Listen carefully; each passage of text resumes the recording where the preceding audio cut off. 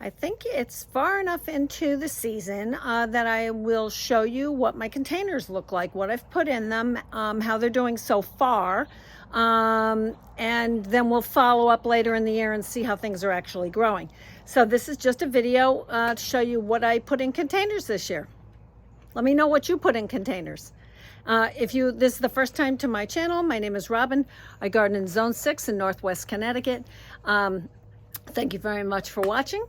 Stay tuned and let's go check out the containers. First up, if you saw me plant these big containers that I got from the Pottery Barn last year, they both have Eustacia Vi from David Austin roses in them. They are gorgeous. They are starting to bloom and they are so pretty. So there's one here and another one over here.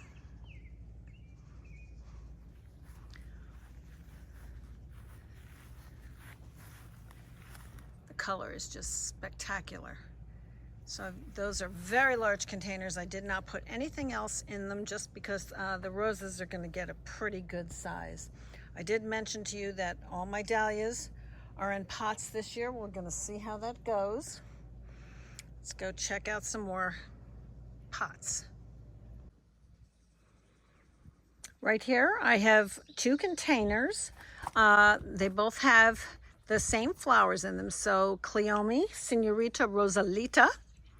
This is a geranium called Attar of Roses that I really wanted to try. These are white Gauras, Stratosphere White. And then the sweet potato vine is called Penny Lace. So those are matching. And then right next to them we have calla lilies that I overwinter every year. Whoops. And then right over here I have an Olympia lily, oriental lilies. And again, there's nothing in there but the three lilies, just because it gets so big. Working our way out and over here, we have a container that has calla lilies, again, that I've overwintered, and some pink lemonade, super bells, and some skyrocket grass. So far that one has managed to not get pulled apart, but I have critters who are pulling other things apart. So in this one, again, I have some calla lilies, I have some bacopa, and this is Supertunia Mini Vista Midnight. Very pretty, but something actually dug that up and I had to put it all back together again. It's crazy. Then I've got, let's see if I can stay out of my shadow, Newly Noir Coleus. This is a David Austin rose called Olivia Rose Austin. And then more pink lemonade. You can see pink lemonade was one of my favorites this year. So those are the containers over here. Now I've added some grow bags with seeds, with Dara, with Gomphrena, straw flowers, that kind of stuff. So I'm trying to, like where, you know, the alliums are finishing up, I'm trying to just, you know, pop in some grow bags so some stuff will grow around them. The same with the dahlias. You know, you can see here I've popped in dahlias in open spaces. Look at this gorgeous David Austin rose. Look at that. I don't even remember what this is because I had a few of them. I had Princess Alexandra of Kent and some other ones, but managed to save this one, but I don't know what it is. I'll have to check with them. So in this container, I have Supertunia persimmon, a few of those. I have Double Delight Primrose Begonias over here. And then I have in the middle here a Skyrocket Grass. I find by the end of this season, that's going to be like gigantic. It really gets tall. And then over here I have a sweet potato vine, just Marguerite sweet potato vine. So that's that container. And again, you can see I have containers of dahlias, Look at this pretty clematis, Diana's Delight, blooming over here. Very pretty. Here we have an annual salvia called Love and Wishes. And again, the pink lemonade, kind of tying all my containers together. And then a plectranthus called Guacamole. I planted this last year, absolutely loved it. And I've got to say, it got tremendous. So this, I'm looking forward to seeing this as it fills out over the season. So this guy hiding back in here among the daylilies and stuff is toucan coral, an impatiens, I'm not sure what variety, and then osteospermum bright lights horizon that I was very excited to get my hands on this year. Unfortunately, one of them died. There were 3 in there, sadly. And again, you can see the dahlias. And over here, I have eucomis, a pineapple lily. Again, sadly, one of them died. But I put in some zinnias that I grew from seed. I popped some gladiolas in there. So we'll see what that's going to look like. And then let's take a little walk over here. And in this big container over here, I have a gorgeous peace rose. That's doing really well in this container. I'm going to do a garden tour in another, probably for next week maybe. Now this container has some calendula. It's got a, hiding in there, a Double Delight Blush Rose Begonia. Again, some penny lace sweet potato vine and more toucan coral that I overwintered. And then hiding down in there, some Gora. And again, some dahlias. Sorry. Oops, sorry, my note says that's a Caladium Carolyn Wharton, even though I swear to God that's a canna. But we'll see. Maybe I have them both in there, I don't know. But my note says it's a Caladium. Here's another container with Eustacia Vi roses. And I just planted lettuce right around it because I'm running out of room and I didn't want it in the ground because of the voles and the rabbits. I put a ton of gladiolas in the grow bag, again, kind of to pop some different textures in and among the other plants that are already here without maybe planting something in the ground because of the critters. So a lot of my grow bags have things like feverfew, crispidia, some status, some dara, some amaranth, some cress. And again, there's one of my new raised beds full of snapdragons. I'm hoping my Hortanova netting comes today. Got status, straw flowers in here. And then I planted zinnias in this bed along with the snapdragons and some rudbeckia. And then we actually decided to bulk this up in the back, and the whole back is sunflowers. There's a tansy there in the middle, some more orlea, some dill, and then the rest is cosmos. I hope I'm not sorry that I did that. And there's our new silver maple. Very excited about that. We actually moved it out. It was over here next to the elderberry. So I've moved it out here. I think what we're going to do behind here later this year is maybe put in some yellow twig dogwoods. So here we have another David Austin rose called the Poet's Wife, surrounded, guess again, by pink lemonade. I'm loving that one this year, I've got to say. I really love it. So I don't have great luck with roses in the ground. I have a couple over there. I have some shrub roses, and some years they do better than others. I deal with a lot of black spot. So I'm trying them in containers and see how that works. Look at the peonies are still blooming. Aren't they gorgeous? Look at that. Just beautiful. Especially against the backdrop of Spirea ogon. Still got some more going way out over there. So let's find some more containers. This container has some more Oriental double rose lilies with a plectranthus and a cerinthe in there. And then I have two containers back over here that just a variety of lobelia, pansies, and they're still looking pretty good. So I'll keep those as long as they're looking good. So there's one. Here's another with like those frizzle violas. So pretty.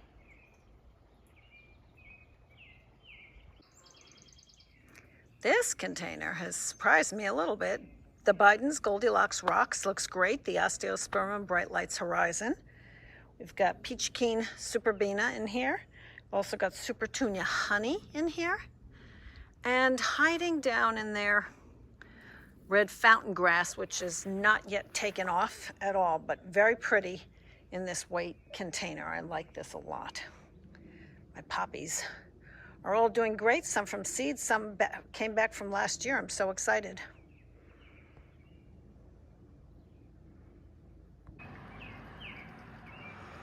Another container that's got Oriental lilies, and I think that's Bordeaux Supertunia, and then it's got Superbena Whiteout down here that is just starting to take off. So these are going to be gorgeous when the lilies are blooming, and then these things will really fill out.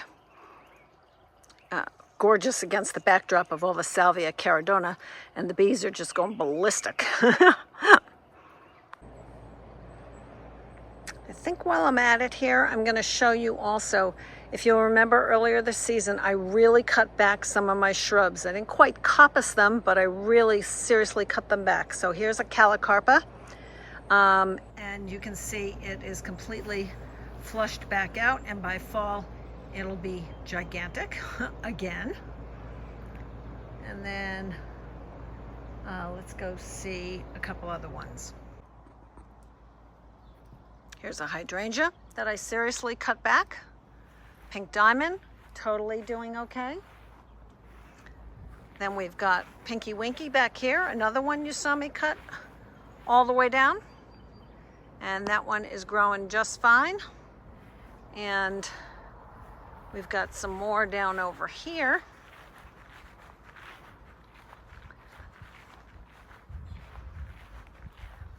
Kousa dogwood, so pretty. I don't know about where you are, but I'm seeing the most gorgeous Kousa dogwoods this year. They are absolutely beautiful. So let's take a look down over here. So here's some more Pinky Winkies right over here that I cut back pretty severely. Again, doing just fine.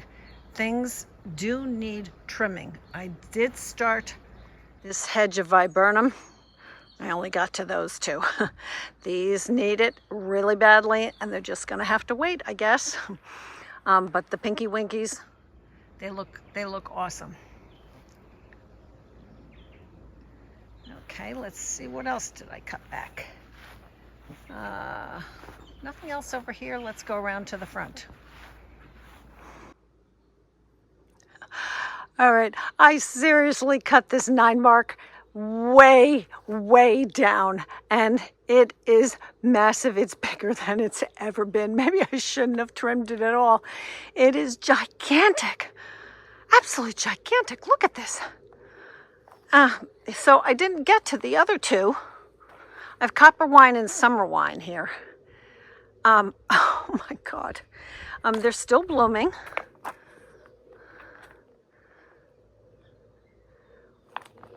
Which is awesome. So they start with the little pink flowers like this.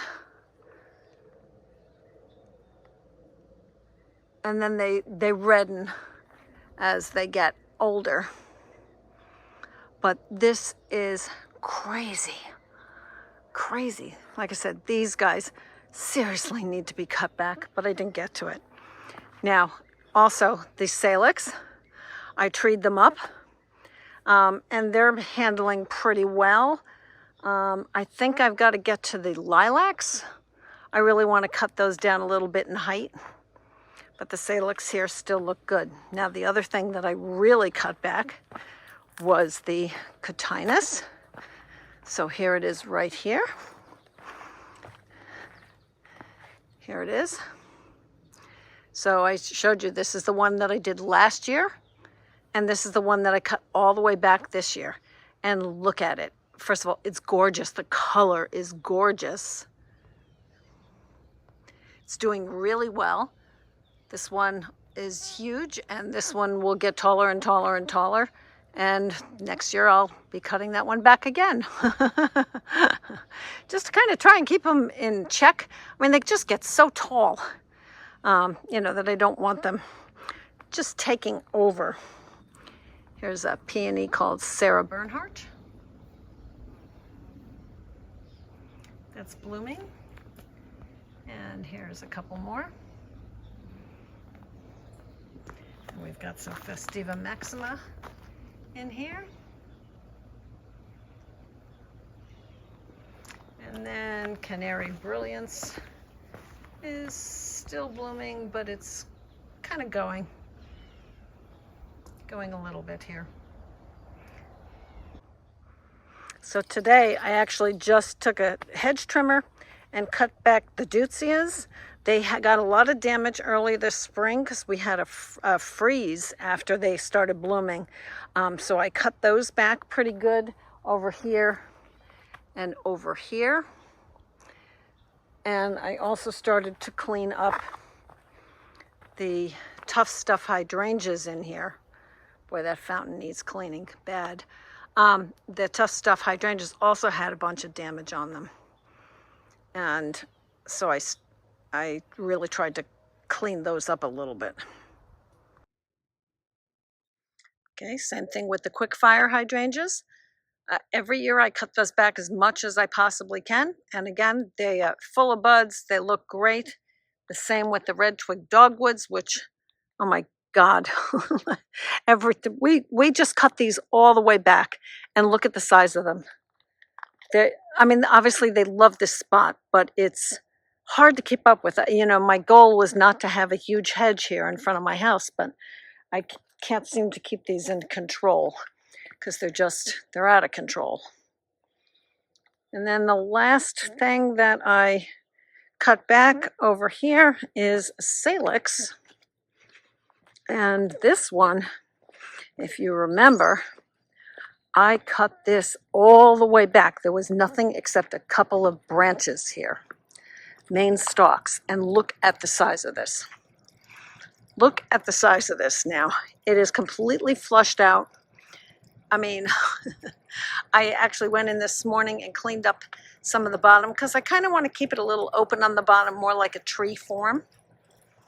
But you can see, get back from it a little bit more. You can see it is completely flushed out. Not even a question. So it's a good thing to prune your shrubs when they need to be pruned. I pruned this Calycanthus earlier this year. Again, it's looking great. Same with the Bridal Veil Spirea. This Spirea got a little bit of a hack job because it's in the way, and the Calycanthus is still blooming. Let's see if we can get that better. Really pretty, sweet shrub. Very pretty. And in case you've never smelled one, I highly encourage you to check out the mock oranges. Philadelphus. Oh my God, I think there's nothing that smells like that. And again, look at the size. I did some serious cutback on this Little King River Birch. Look at the size of this. So I guess things are happy this year, even though I think there are other things that aren't happy this year. But so far, that's where we're at. Hope you found that little tour interesting. Like I said, I'll try and do a full garden tour next week so I can really show you. You know, the garden is changing every single day. I'm also adding things. I'm trying to fill in spaces. I'm trying to create you know, different textures, different forms, and pay attention to that. So I hope you'll stick with me. Thanks for watching, and I'll see you in the next video.